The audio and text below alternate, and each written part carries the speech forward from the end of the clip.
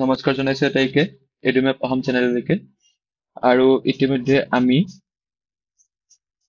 দানৱ dynasty, সৌম dynasty, অসুৰা dynasty, Barman dynasty আৰু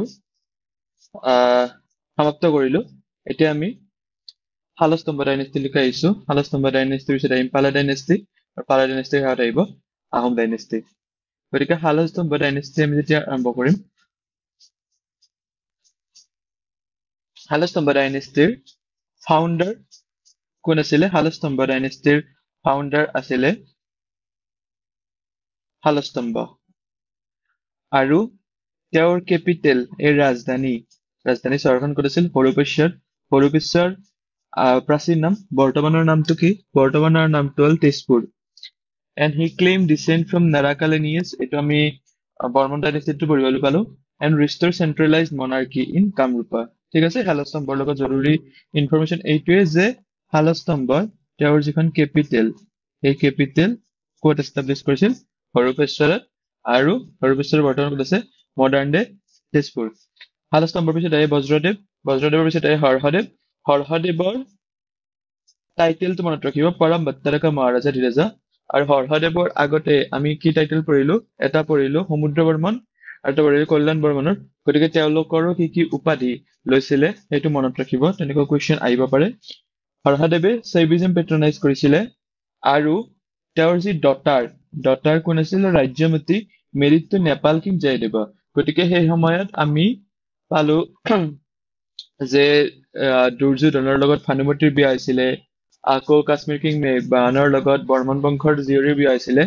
আকৌ শালস্তম্ভ ডাইনেষ্টিৰ পালো যে নেপালৰ ৰজা জয়দেৱৰ সৈতে বিয়া হৈছিলে, আকৌ বৰ্মন বংশৰ জীয়ৰী গুপ্তা কিঙৰ লগতো বিয়া হৈছিলে। গতিকে এই মেৰেজ এলায়েন্স বিলাক মনত ৰাখিব।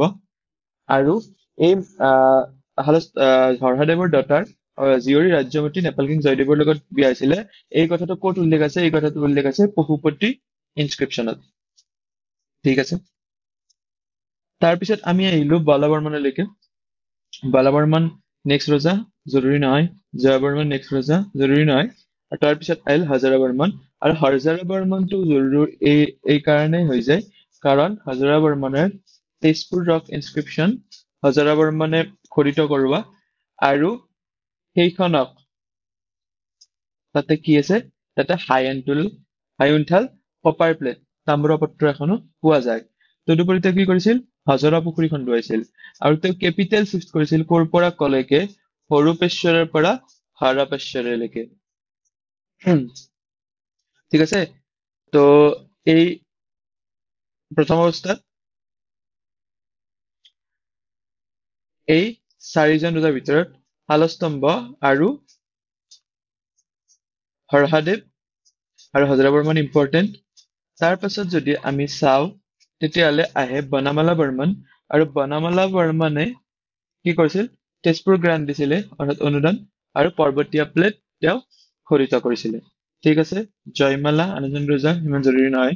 বালাবৰ্মন তিনিৰ লগত ডিজিনা বিষয়টো জড়িত হৈ আছে। আৰু তাৰ পিছত আহে ত্যাগ সিংহৰ উল্লেখ ক'ত আছে? ত্যাগ সিংহৰ উল্লেখ আছে ৰত্নপালা ইনস্ক্ৰিপশ্যনত। ইয়াৰ পিছত পালা ডাইনেষ্টি আহিব, পালা ডাইনেষ্টি আমি পঢ়িম। সেই ৰত্নপালাৰ ইনস্ক্ৰিপশ্যনত ত্যাগ সিংহৰ উল্লেখ আছে।